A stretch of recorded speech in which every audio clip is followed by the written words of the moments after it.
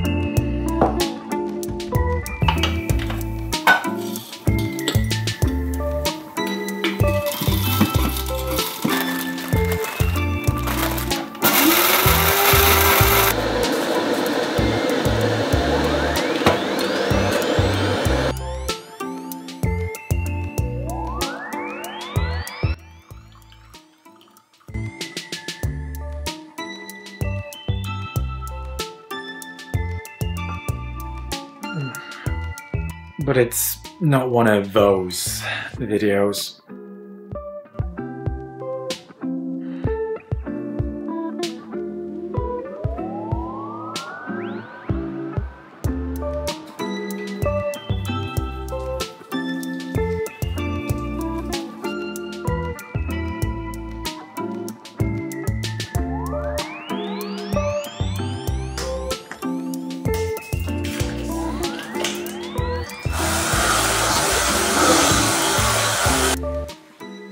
You know, one of those about sleep and how to hack it.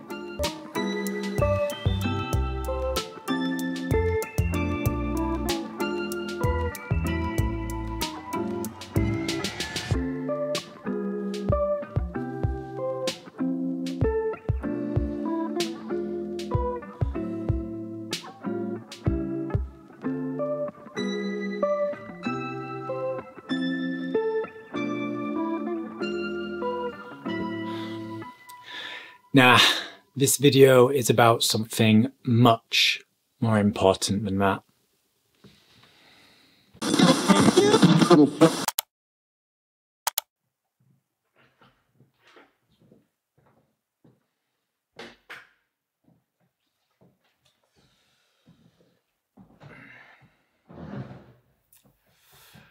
This is my daughter.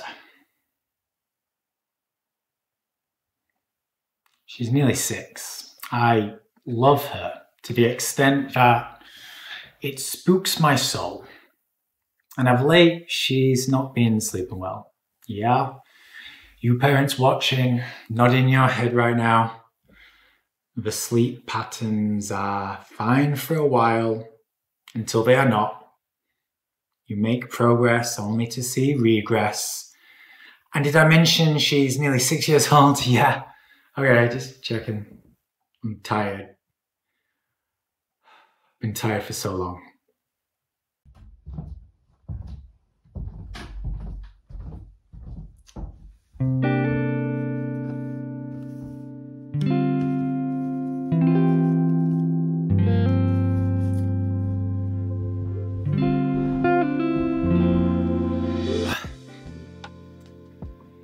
Kids go through phases, and the word phase is important, one we'll revisit soon. But before the word phase, I'd like to look at another important word, chapter.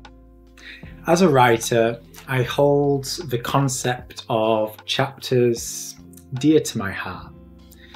It's how I craft stories and lead the journey and overall direction. Without chapters, it's hard to appreciate the overall path. It's easy to get lost. And so I see life as nothing more than a series of chapters as we craft our own book. The book of life. The book of our own unique, perfectly imperfect story. Some of these chapters last a long time, months, maybe even years. Others pass by quickly, in a matter of weeks. As we get older, most of these chapters seem to get longer. have more layers. Relationships last longer, are richer. The work we do goes deeper, has more substance.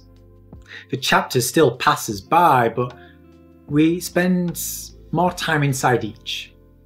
That's not the case when you're younger, and as a father with 2 kids, I see this through their own eyes, how quickly these phases can pass in a flash. They're obsessed about a particular show or movie, then weeks later, not. They love a specific food and want it each and every day, and then hate it. And sleep, they struggle with it, then figure it out, then regress once more. Short little snippets of time, they come and they go, rinse and repeat. It can feel like a dozen of theirs fall into a single one of yours. And this is hard to wrap your head around because at all times the only head you're ever in is your own. More on that in a second. Yet, we also remain at the mercy of others. Our kids, of course, but everyone else we form a connection with too. They are crafting their own story, transitioning through their own chapters. Sometimes they align with our own. Oftentimes, they do not. It makes the navigation of life tricky. And at the heart of all this, all too often, is sleep. I've been a father for more than a decade now. In that time, I've gone through several major chapters, yet a constant phrase that always seems to be on the tip of my tongue is it's just a phase. I've said it to my partner V in recent weeks, describing my lovely daughter's less than lovely sleep patterns. I've said it to myself, awake at 2 a.m. as I try to reassure her back into a slumber. I say phase because they seem too short to be chapters, but that isn't fair.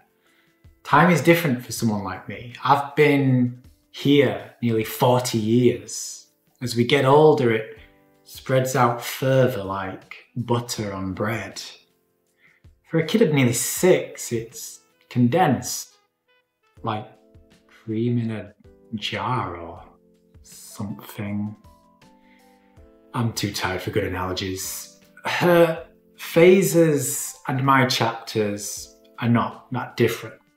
And although how we perceive and indeed process time is different, there's a constant that connects me and my daughter on a truly deep level. And it's a constant that connects us all, regardless of the chapter we are in and what's to come or has been. It came to me while sitting on her floor in the middle of the night, an eye-opening moment, which says a lot because my eyes desire to be very much closed. This something is the whole point of this video. Although before we venture into it, let's first thank today's sponsor of this video, coffee.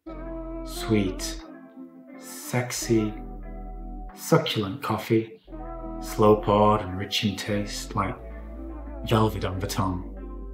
It's the fuel to this writer's mind that turns thoughts into words, that are then shared in the form of a weekly newsletter that you can have delivered to your inbox for free by visiting nohustle.com. You should go there now and join the tribe, and then pour yourself your own cup of coffee. Sumptuous, seductive, sensual coffee. Thank you for all you do.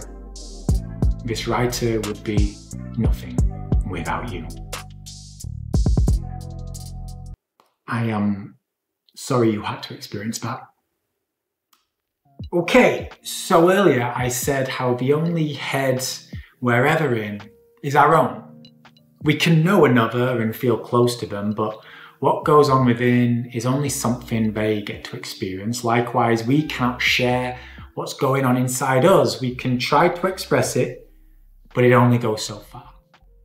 Every minute, every second of every minute, each hour, all day, all the days, we are in our head and we never escape. My daughter is struggling with sleep right now because she's in her head. I don't know the reason or what incepted it, and I don't know what's going on or how she feels, but her sleeping isn't physical or because she can't do it. She can. I have experienced her doing it. It's not a case of being unable to. No, something has happened. A bad dream, maybe, or something else on her mind. Possibly just a natural transition from one chapter to another, sparking some form of anxiety, worry, or other feeling or emotion. It led her to wake up one night. She couldn't get back to sleep. It caused stress, and then she could see it caused me stress the next day, all tired and grumpy and staring longingly at coffee. The seed planted. Within days, the plant had grown. And now it's out of control because she's in her head, overthinking, over-worrying, over-stressing. It's all very silly and unnecessary, but isn't that true for all of us? Right now, lots of something plays on your mind, conscious or subconscious. It affects your sleep, impacts your day. We're in our minds planting seeds on the daily, some dying before they're fed, but others flourishing until they become overgrown and overwhelming mind plants. Fucking weedy plants like those vines in Jumanji. I have them.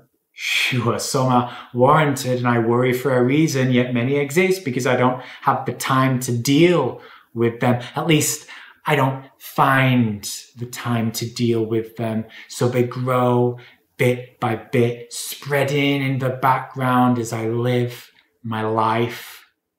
One day, not a problem. Then, very much so. No different to my daughter. All that is different is that she's 5. When she feels scared and worried or hopeless like that, she turns to me and the people she loves and trusts. That's the joy of being 5. But for me, for you, we tend to retreat within, push it down, suppress it, distract ourselves, numb it, keep busy, inadvertently fuel it. That's the misery of being an adult. Here's the reality, my reality.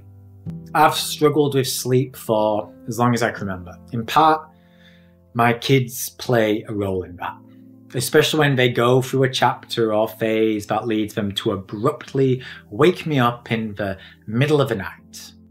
But even when they don't, my sleep remains far from optimized.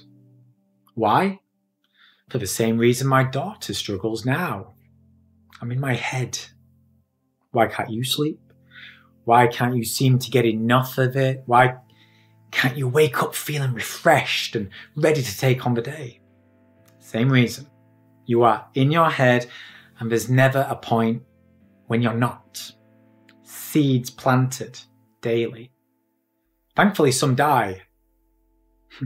Unfortunately, others do not. I am tired. I look forward to my daughter leaving this current chapter of no sleep behind, but only so I can go back to pretending all is fine. That's something else we all have in common. How we highlight a piece of a puzzle and give it greater importance than all the other pieces. Once I fix that, all will be well. Don't work like that. And that's because we are complex beings with complicated minds. Few of us ever come close to understanding it. Realizing this, or should I say reminding myself of this, has humbled me of late. My daughter and I not all that different. Just two humans living in our heads each and every day. It's why she can't sleep. It is why I can't sleep. Maybe it's why you struggle too. Thanks for watching today. It would be great to hear from you, so drop a thought in the comments. And if this video has spoken to you and planted one of those more positive seeds, you may like this one that dives into comparison culture. It's a huge reason why we're so often stuck in our heads, so yeah, check it out. Thanks again, my fellow human. Thank you for being you.